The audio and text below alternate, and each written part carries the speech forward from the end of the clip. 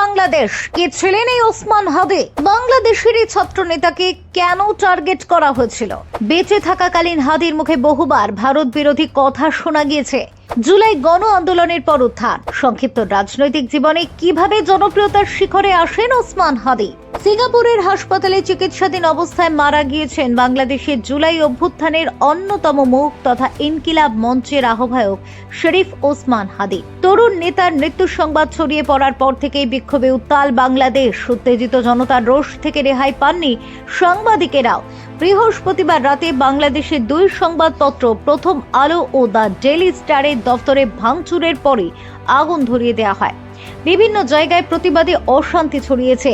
প্রশ্ন উঠেছে, কে ছিলেন এই নেতা যার জন্য ফের উত্তপ্ত হলো বাংলাদেশ? সংক্ষিপ্ত রাজনৈতিক জীবনে কিভাবে এত দ্রুত আলোচনার কেন্দ্রে উঠে এসেছিলেন তিনি? জন্ম বরিশালে, বাবা ছিলেন মাদ্রাসার শিক্ষক। 6 ভাই বোনের মধ্যে হাদি ছিল সর্বকনিষ্ঠ।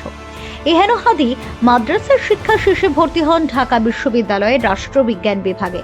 জীবনের মোড় বদলে যায় 2024 সালের মাঝামাঝি। সে বছর জুলাইয়ের কোটা সংস্কারের দাবিতে ছাত্র জনতার বিক্ষোভে উত্তাল হয়ে ওঠে বাংলাদেশ। মূল ধারার কোনো রাজনৈতিক দলের সক্রিয়ভাবে যুক্ত না থাকলেও সেই সময় থেকে আন্দোলনের পরিচিত মুখ হয়ে ওঠেন হাদি।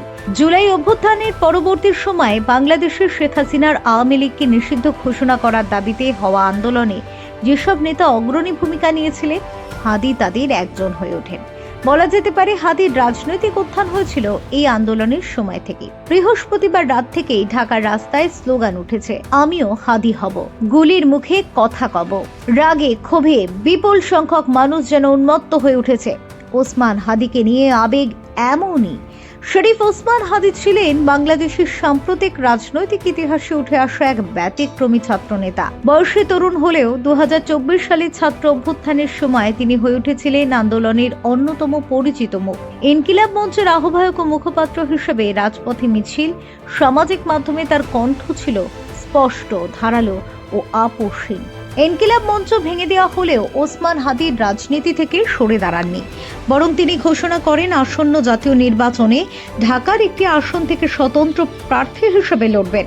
ঢাকার রাজপথে তার প্রচার শুরু হয়েছিল ছোট সভা, পথসভা, নাগরিকদের সঙ্গে সরাসরি সংলাপই ছিল তার রাজনৈতিক কৌশল। গত নভেম্বরে হাদি নিজের ফেসবুক পেজে দেওয়া একটি পোস্টে দাবি করেন, দেশে বিদেশে অন্তত 30 নম্বর থেকে তাকে ফোন মেসেজ পাঠিয়ে হত্যার হুমকি দেওয়া হচ্ছে।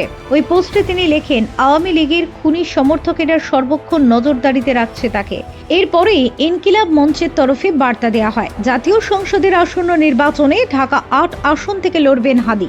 গত 12 ডিসেম্বর বাংলাদেশ নির্বাচন কমিশন ত্রয়োদশ জাতীয় সংসদের নির্বাচন ও গণভোটের নির্ঘণ্ট ঘোষণার পরদিন দুপুরে ঢাকার পুরনো পল্টনের বক্স কালভার্ট রোডে অজ্ঞাত মোটরসাইকেল আরোহীদের গুলিতে গুরুতর জখম হন হাদি।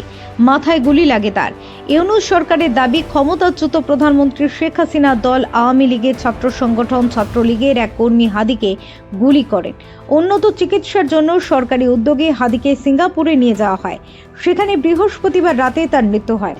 1976 সালে বিদ্রোহী কবি কাজী নজরুল ইসলামকে ঢাকা বিশ্ববিদ্যালয় মসজিদের পাশে সমাহিত করা হয়েছিল।